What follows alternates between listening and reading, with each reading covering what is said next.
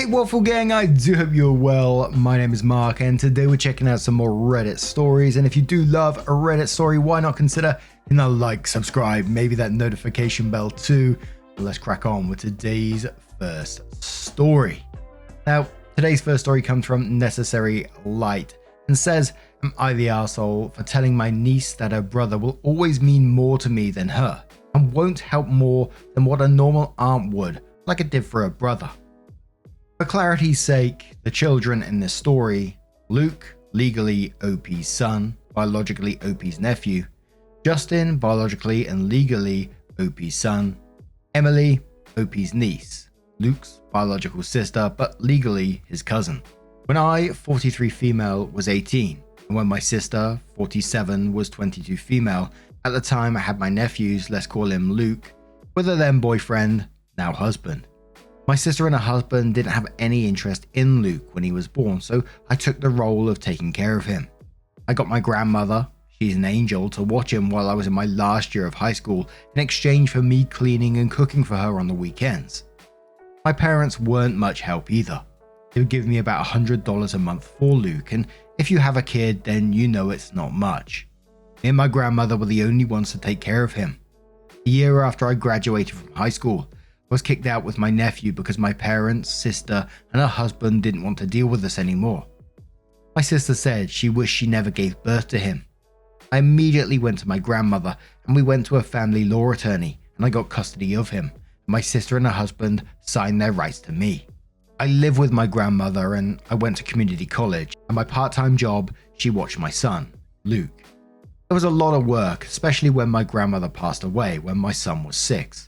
My grandmother left 90% of her things to me in her will, which caused my parents and sister to reach out to me under false intentions to meet my son and I to reconnect.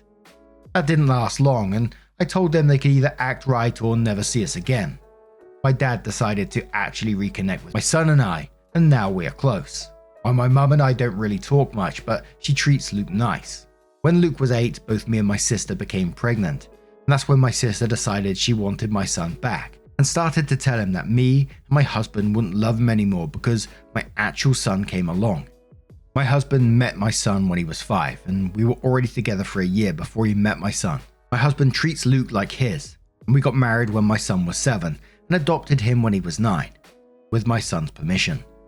We found out that my sister was saying this when one day he broke down crying, asking us not to leave him after we told him that would never happen.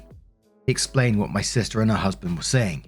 Luke knows that he's not my biological son, but he is my son.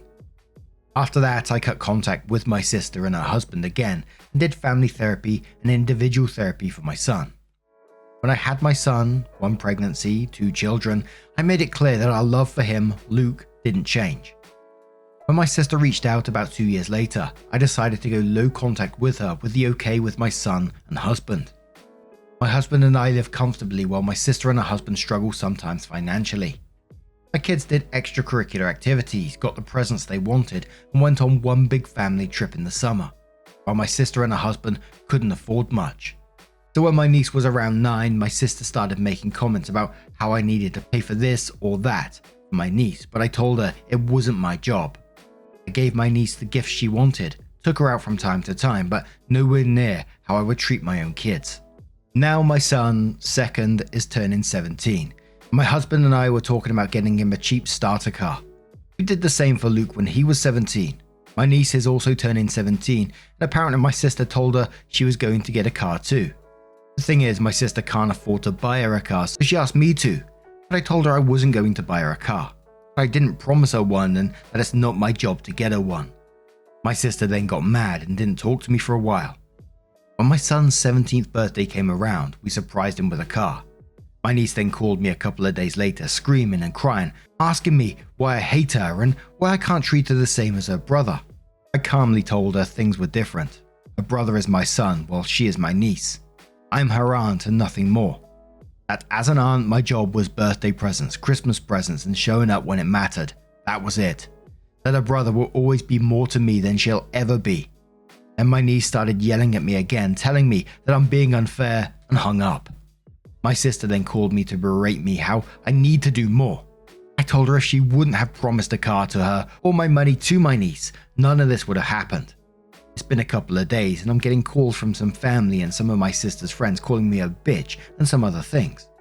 I do feel bad because my kids did grow up with more and I guess I could have helped more. So am I the asshole for what I said to my niece? So there's some relevant information where people ask questions. So someone says, why would courts allow a teenager to have custody? Opie says, I was 19 when I got custody. Then fine with signing over their parental rights and I'd proven that I can provide for him, gave the courts no reason to not give me custody. It was months of proving I could provide for him. I still had people come to my grandmother's house and see where we lived and to make sure that I could provide a safe and stable environment. Someone says, why'd you maintain a relationship with these people? Opie says because she had my niece, but mainly talking to my dad about it. It's why I maintain low contact. We only really talk when big holidays and birthdays come up. I have very low contact with my sister as it is. The only time we're around each other is certain people's birthdays and big holidays. I always put my son first. That's why I never truly let her back into my life, especially his. I make sure both my sons are happy and they make it perfectly clear when they don't want them around. That's why I didn't invite them to my son's birthday party. With the smart comments she makes, she stopped until she found out I was going to give my second son a car. Then it started. That's when I distanced my family from her more. Even back then, when she made comments, I put a stop to it. So don't tell me I don't have a spine because I stepped up at 18 to raise an amazing kid. Do you think I would really let my kids suffer, especially to the hand of someone like her? I don't care for my sister, but I care for my niece. My niece and sister sadly come as a package deal. Someone says, why'd you have a relationship with dad? Opie says, because my dad truly tried and did change. He was actually there for my sons and me. After my dad was around for a while, my mum wanted to get to know my kids too, and she made some changes too. Not as much as my dad, but enough to where my husband and I felt comfortable. Just because they changed doesn't excuse the past. They still aren't trusted enough to where I ever let my kids alone with them. My sister, a year or two after my niece was born, she became a little better, but we still didn't really have a relationship. And when we did have one, it was only to talk about birthdays and big holidays. When she would make smart comments, she would stop after my husband, dad and I said something, but she did it more after she found out I was getting my son a car. Someone says, does niece know everything? Opie says, my niece knows Luke is legally my son. I just don't think she knows how he legally became my son. Someone says, how the fuck are other family members calling you out? Opie says, I think the extended family got told a different story. For the friends, my sister probably rallied them together. I think it's completely ridiculous, especially when we can be civil about it instead of bringing everyone in. Then more information on the sister. Opie says, I don't know why she rejected him. Her husband and her always chose to party and go out over him. They were never home, and when they were asleep or ignoring him. I don't know what my niece's home life was like, except they had financial problems off and on. Then more information on how Luke was treated. Opie says, when I would come home from school, he'd be crying and covered in pee and poo. Everyone would just ignore him. About a month of that is when I went to my grandmother and she brought him diapers and formula. This is also when my grandmother and I came up with a deal of her watching him while I'm in school and my part-time job. When I'm out of school or off, he'll be with me. My parents worked a lot, so when they came home, they didn't want to deal with a baby. They kicked us out because they were tired of Luke crying all the time and me asking for help to buy him diapers, formula, etc. They said they were tired of giving me money for him, $100 a month. Someone says, how is Luke now? Opie says Luke is doing well. He graduated from college a little while ago and has amazing friends. He's starting a new job soon and he's looking forward to it. Now there's a lot to unpack there, isn't there? The absolute entitlement of that family in one. And there is a bit of me that feels sorry for the niece. She's been brought up by this person, so of course she's going to be this way. And I always think about these people, and I know they can change themselves, of course, but I always think about what kind of future do they have when they're being brought up by a person like that. The niece is already showing levels of entitlement the same as the sister in this, so it's horrible to see. Then you got the whole kicking you out of the house, you having to raise a child at 19 with grandmother, them coming home and not wanting to have to deal with a baby, and the whole thing is just bloody awful. And it was one of the comments that the main comment is like, why do you maintain a relationship with these people? They just sound absolutely awful, but OP did come in to update the post and says, "Thank you for the advice. I really appreciate everything everyone had to say. First, I want to set something straight. I never let my sister hurt my kids like some of y'all think. Low contact was for my niece, and that's all it was. When birthdays were coming up, we would talk about birthdays or holidays. The conversation would consist of when I would pick up my niece, let's call her Emily, how long I would keep her, and when I would drop her off back home. My sister never kept my kids, never been to my house, and never talked to them without me or my husband present. Now, another reason for the civil relationship with my sister is because Emily and my second son, let's call him Justin, went to the same school. For any type of school event that was going on, my sister was there. My kids and niece had a good relationship before the car situation. Justin and Emily had a close relationship, and Emily and Luke had a friendly relationship. I always made sure my kids were happy when my sister was in their life, which is basically non-existent except for some school events and some big family get-togethers. Update 2 days after Emily's call. I decided to call her to meet up with her. We decided to meet at a park that's a few minutes away from my home. When we met, Emily seemed normal but a little bit tired. I told her I didn't mean to hurt her in any way, but she needs to understand it's not my job because I'm not her parent. She said she understood that but was jealous that her brother, Luke, and Justin got everything they wanted. I told her that first, Luke isn't her brother but a cousin. Second of all, they don't get everything they want. They work for it. They get good grades, do chores, stay out of trouble for the most part. I then asked her the real reason for why she was acting this way. That she never had a problem before this. She then started crying, saying it wasn't fair that Luke and Justin get everything they want while she gets barely anything. That Luke lucked out in life by being adopted by my husband and I. That she deserves to have what my sons have. That she is my family, so I have to take care of her too. I told her that she is part of my family but not my child. That I do love her but she is not my responsibility. I then asked her why she feels so strongly about it. She said that even though her parents do take good care of her, she feels like she's just an obligation to them. When she sees how Luke and Justin were raised, she gets jealous because in her eyes, we don't look at the boys as an obligation. That we are a family that's always together and always works through our problems and helps each other. That even though I stayed in her life and took her out with my family, she always felt jealous that she had to be the one to leave. That she felt second place, and since I took Luke in, I should take her in with no problem. I told her that while I understand her feelings, I'm not going to treat her as my kid. I didn't raise her, but I do love her. That it's her parents' job to get her a car or to help her get one. Then she got more upset, saying that I clearly don't care about her, and she left. I text her saying that I do care for her, but I'm not her mum and it's not my job. After I got home, my husband and I talked, and we decided to call my sister. I told her that my family and I are going full no contact. My sister then asked, how about I'm going to get in contact with Emily? I told her Emily is almost an adult and she can contact me if she wants. She then asked me if I was going to get Emily a car. I said no. I told her that it's her job, that she's her mother and she needs to act like it. Emily needs her to be a mum, and hung up the phone, blocked and deleted her number. The next day I got a call from my mum. She believes that I should give Emily some money for a car if I won't give her one. I told her I wasn't going to do that and hung up because all it's going to do is cause a fight. I then called Dad and explained everything, and he thinks I'm right. Then my dad called asking if I could come over on Wednesday. When he showed up, he was visibly upset. Mum gave a big chunk of money out of my parents' retirement fund to my sister.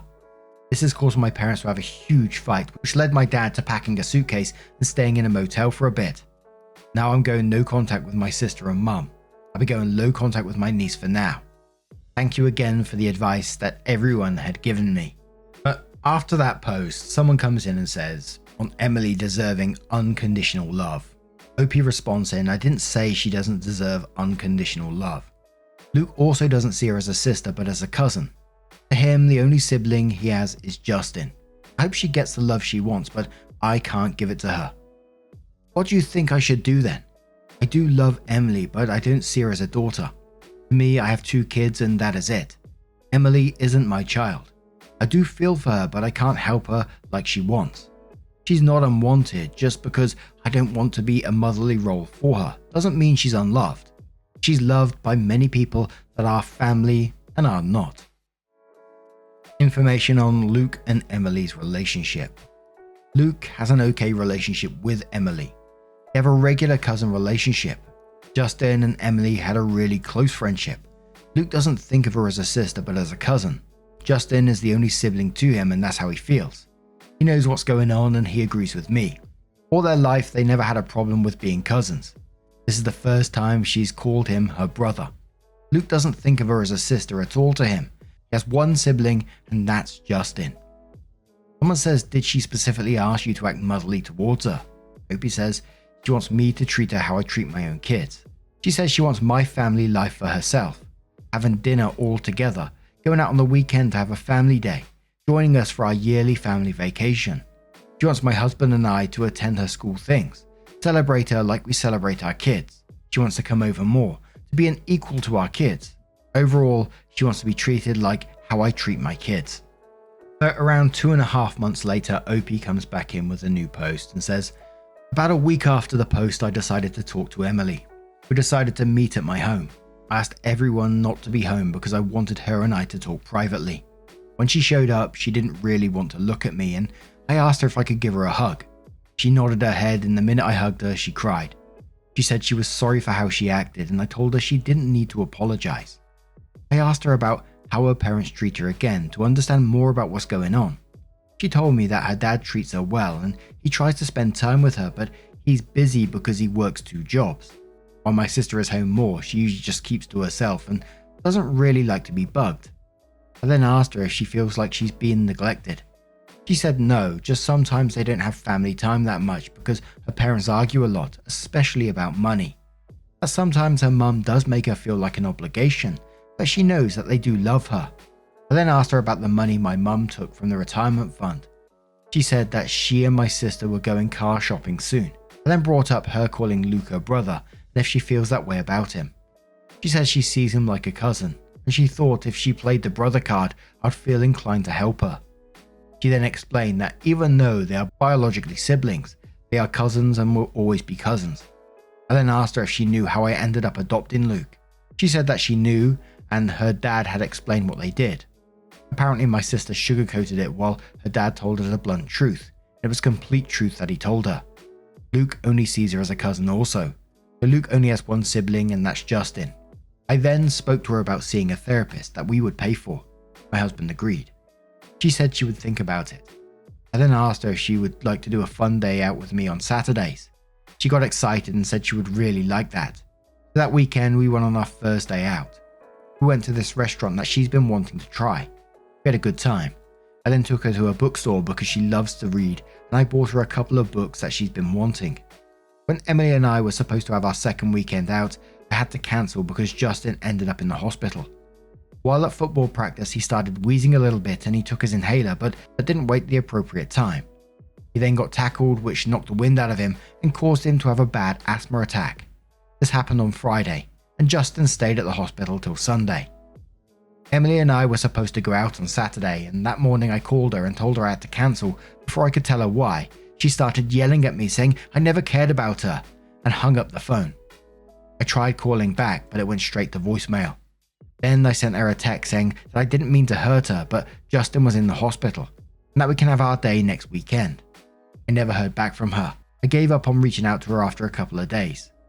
2 days ago, my family and I were out for a family night when my neighbors called saying they called the cops because someone was vandalizing one of our cars. When we got home, the cops were there and it was Justin's car. The car had scratches, little dents and paint. There are 2 broken windows. My husband and I checked our security footage and you could see Emily and someone else vandalizing the car. My husband gave the video copy to the police and Emily and her friend got arrested the next morning. My sister and my mum came to my house screaming that I was ruining my niece's life and if I loved her, I would drop the charges. My husband admitted that we won't drop the charges and Justin and Luke agree with my husband. A lot of people have asked Luke's view on everything, so I decided to talk to him. He said he's over everything and it's best to cut contact with everyone, even Emily, because she's just like her mum. So we are cutting contact with everyone except for my dad. And not exactly the same, but it just gave me, the story popped into my head about do you remember the story where there were some brothers who broke into, I think it was their uncle's shed and stole a bunch of tools, and when it was reported and the guy got arrested, he came back with a couple of hammers and was banging on the door and all that sort of stuff. Holy moly. But there were some relevant comments on this. So someone follows up on the first post asking about how OP's family could be mad that she didn't get Emily a car. OP said, "My husband and I make a good amount of money. We're not rich, but we live comfortably. When I first started having a relationship with Emily, my sister would try to demand things from me, especially when it came to money. When I wouldn't give in, she'd try to get my mum to make me give it to her. Of course, that would never work. Most of the time, mum would stop when dad got involved. I'm sure my sister told a false narrative of me to her friends and some family members that I really don't talk to. My sister promised Emily a car. She'd been wanting a car for a while. When she didn't get one, everything went into chaos. My sister decided to save herself by trying to blame me for Emily being upset. Someone says, "What does your dad think of all this?" OP says he's upset with Emily but not surprised by her. He agrees to press charges also and says not to back out of pressing charges. I think he's just tired and wants everything to calm down. And then one more explanation for why OP didn't cut contact before this. OP says, "The reason for me having contact with my sister and niece is Justin and Emily went to the same school and had the same classes. Anytime I went to a school event where my sister was there, I didn't want Justin to be in a hostile environment at school, so I thought having a semi-civil relationship would be best, especially when Emily and Justin were making friends with the same people. I didn't want to move Justin out of the school because it's a very good school and he already loved it there. With my parents, we came into contact after my grandmother died and the will was read. That was when Luke was 6. My mum tried to be nice because I was left with 90% of my grandmother's things. My dad actually tried to have a relationship with everyone and he admitted his wrongdoings. This took years to build up, not just a simple, "I'm sorry and we were good." Ugh, absolute messed up situation. And look, I always feel like I have to say this, that I'm not excusing any kind of behavior or anything like that, but I can't help but feel sorry for that girl at the same time. Like I say, what kind of life is she going to have? You know, her life's already getting fucked up. She's acting out emotionally. You know, she doesn't feel good enough, if you like, around her family already. Sounds emotionally neglected.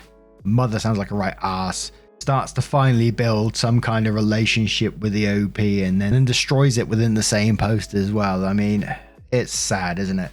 An incredibly messed up situation. I can only imagine going through that and then seeing, you know, your bio brother have this family life that you dream of. And of course, it's not OP's responsibility. And it sounds like in that they did try to build some kind of bond with them. Incredibly sad. But what would you do in this situation? Let me know your thoughts down in the comments below. And just a huge thank you from the bottom of my heart for getting involved in today's stories. Your love, your support, your time always means the absolute world to me. So thank you so much. And hopefully I will see you in the next one. Take care and much love.